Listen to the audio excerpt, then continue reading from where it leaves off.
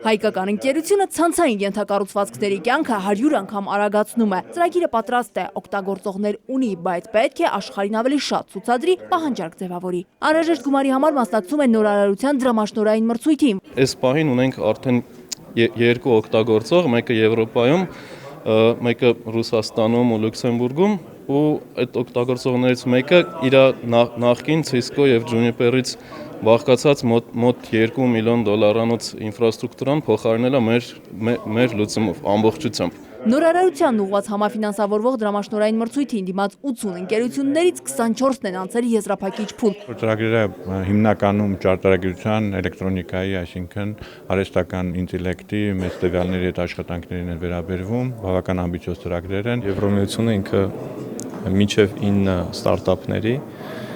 մինչ 30-50 հազար եվրոյի սահմաններում կտրամադրի գրանտ, մեջին գրանտ, նշանակում է